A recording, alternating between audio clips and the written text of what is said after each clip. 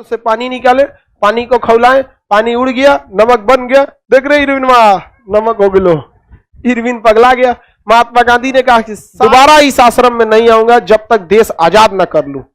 लोगों ने कहा वाह वाह वाह, क्या महात्मा गांधी है। महात्मा गांधी निकल दिए, उनको तो नक्शा चेंज करना था। बेचारा इरविन पगला गया। इरविन गांधी जी से कहा कि दे बुढ़ो, हम तुमको पहचान नहीं पाए, तुम छोटा पैकेट बड़ा धमाल है, दिखने में बुढ़वा है, पूरा भारत हिला दिया। भाई तू, हम तुम्हारी बातें मान लेते। फोन किया इरविनवा को, 4 गरियाया होकर फुल 10 मिनट गरियाया। इरविनवा पूछ रहा है खाली गरीबी कीजिएगा कि बोलिए कोई। कहा सुन, महिलाएं आज भी सभी ने आगे आंदोलन जारी रखी हैं। उनको गुस्सियाएगी तो ना आपको मारेगी ना कुछ करेगी, वो भी डांडी मार्च करेगी, हे रूम से और में। महात्मा गांधी का एक सिंपल सा फंडा था कि जब कोई इंसान बिजी रहे ना तभी उसको कोच दो। चाइना इसी पे रहता है। भारत में जब बिजी रहेगा तो कभी गलवान में घुस जाएगा, कभी कहीं घुस जाएगा, कभी कुछ भी। और हमारे देश के नेता सब ना खाली भाषण देना जानता है सब। बाकी इन सब में ना भले बोल दे 56 इंच का कलेजा, 56 इंच होगा कैसे भाई? 56 इंच दीवार है का? 56 इंच का सीना यहाँ पे बोलने के लिए हो जाता है। स्ट्रिक्ट डिसीजन नहीं ले पाते हैं हम लोग तो ये बोल नहीं पाते हैं। ताइवान के मामले में एक बार हिम्मत नहीं होती है बोलने की कि आप पीओके में सड़क कैसे बना के लेके चलेगा। अब वो हम लोग की सड़क रुकवा देता। तो गांधी जी इसी का फायदा उठाए। यहाँ साइमन कमीशन का विरोध हो रहा था। अब द्वितीय विश्व युद्ध के आसार अब दिखने लगे थे। अब उतनी बड़ी लड़ाई होगी तो 2-4-10 साल पहले तो आसार लग ही जाता है। तो महात्मा गांधी ने जानबूझ के अंग्रेज से अझुराने के लिए चल गए। तो अझुराने के लिए महात्मा गांधी ने इरविनवा को ना एक लिस्ट पकड़ा दिया। रे इरविनवा ले पकड़। इरविन का कौन सी दे रहा है रे? ये में 11 गो टॉपिक है, 11 को बात मान लियो न तो फिर बवाल कर देंगे। इरविनवा फाड़ के फेंक दिया। भाई प्रभु कहेंगे बवाल करने का जो कोई दिक्कत नहीं है। याद है चोरी चोरा में जेल में डाले थे 6 साल के लिए, बीमार न पड़ा रहता तो व्यवस्था कर दिए रहते हम लोग। गांधी जी ने टाइम दिया, इरविन तुमको 12 मार्च तक का समय है। मुख्य बात थी कि नमक को बनाने की छूट भारतीयों को दिया जाए, हम आपसे नमक काय खरीदेंगे। तो इरविन कहा कि ना मनबे नहीं करेंगे। तो गांधी जी तो पहले ही जानते थे, हम जानबूझ के ऐसा कहिए रहे कि तुम नहीं माने, बवाल हमको कराना फिक्स है। महात्मा गांधी गुजरात में जो जगह था साबरमती आश्रम। अब महात्मा गांधी ने एक चीज डिसाइड किया, उनको लगा कि ससुरा हम गलत जगह अपना आश्रम बना लिए, क्योंकि वो आश्रम भारत के बीचों बीच में नहीं है।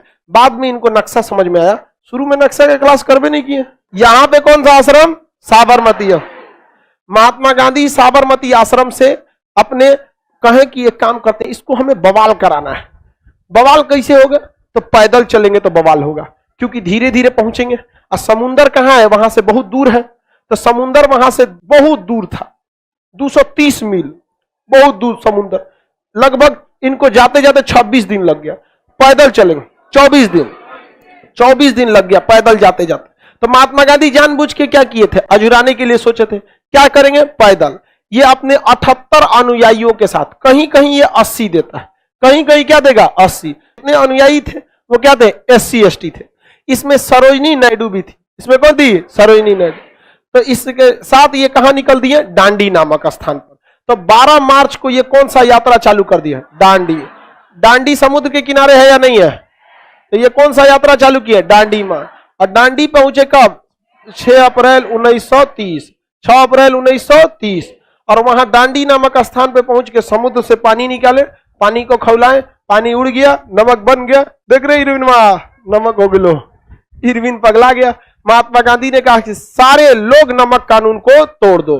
पूरे भारत से लोगों ने नमक कानून को तोड़ दिया। अंग्रेजों को बड़ी घाटा लगने लगा। अंग्रेज का सब फिर ससुरा बवाल किया यहाँ पे, एक देखो फिर अजुराया यहाँ।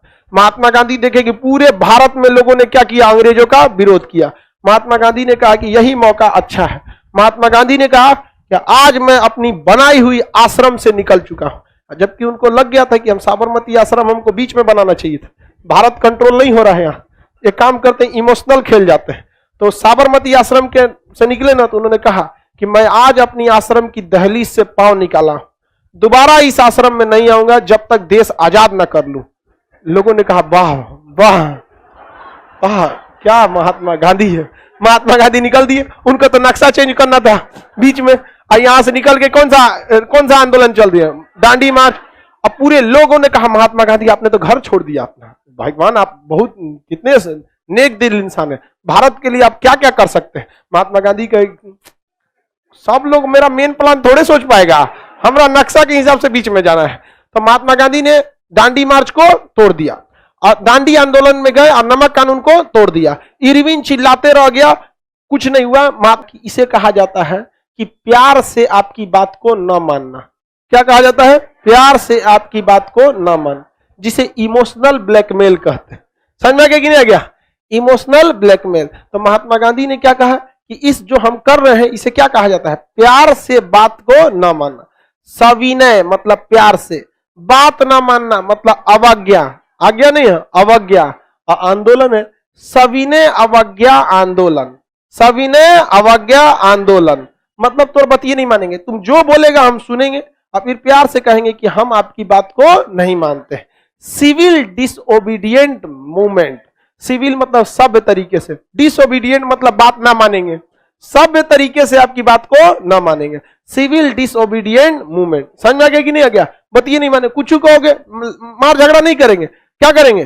बात ही नहीं माने। महिलाएं आज भी सविनय आज्ञा आंदोलन जारी रखी हैं। उनको गुस्सियाएगी तो ना आपको मारेगी ना कुछ करेगी, वो भी डांडी मार्च करेगी हे रूम से और रूम।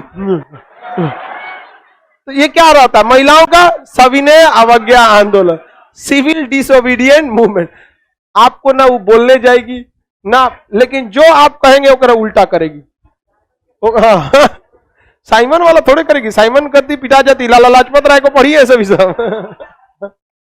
आगे बढ़े तो सविनय अवज्ञा आंदोलन का मतलब समझ में आ गया। और आप लोग को तो समझाने की जरूरत ही नहीं है, आप लोग तो एकदम बढ़िया से जानते हैं। क्या जी? सविनय अवज्ञा आंदोलन पूरी भारत में क्या फैल गया? सविनय अवज्ञा आंदोलन, सिविल डिसोबीडिएंट मूवमेंट। दक्षिण भारत में चक्रवर्ती राजगोपालाचारी और महाराष्ट्र में सरोजिनी नायडू, महाराष्ट्र में सरोजिनी नायडू। सरोजिनी नायडू का आंदोलन हालांकि लीक हो गया पहले ही, इस वजह से सफल नहीं हुआ, वरना ये दासना नामक एक जगह था मुंबई में, वहां ये हजारों लोगों को लेकर पहुंच गई थी। लेकिन पहले ही अंग्रेजों को पता चल गया तो पहले ही वहां लाठी लेके खड़ा था सब। कैसे अभी मोदी जी को पता चल गया कि किसानों के बारे में, समझ में आ गया कि नहीं आ गया? किसान हटने वाला नहीं है, आज नहीं तो कल सरकारें को झुकना पड़ेगा। वो यूपी बिहार का किसान नहीं है कि लड़ जाएगा यादव कुर्मी मुस्लिम हिंदू समाज के, सब वहां का सरदार है, सब न लड़ने वाला है, सब पश्चिमी यूपी हरियाणा में नहीं हटेगा। सरकार को आज नहीं तो कल झुकना पड़ेगा।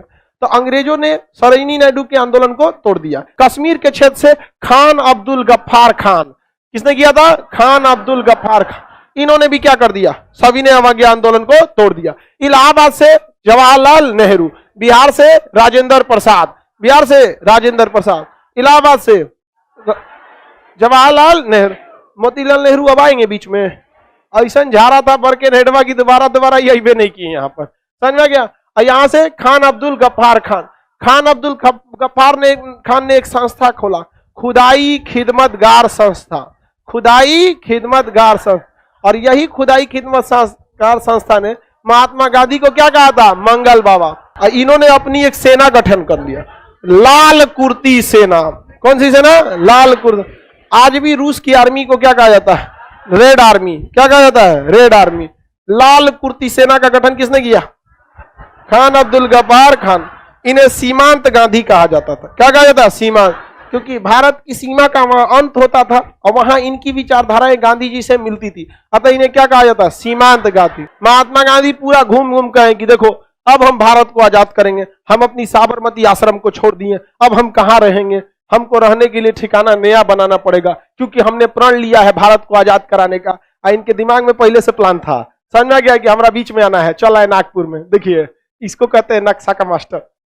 कहां चला है? नागपुर। और नागपुर में एक जगह है वर्धा, क्या नाम है? वर्धा। वहां आश्रम बना लिए नए का, सेवाग्राम आश्रम। कौन सा आश्रम? देख रहे हैं, इसको कहा जाता है मौके पे चौका लगाना। लोगों को क्या पता, वो हम ना आपको बता रहे हैं। वरना आप लोग किताबों में ही थोड़े लिखेगा ये सब।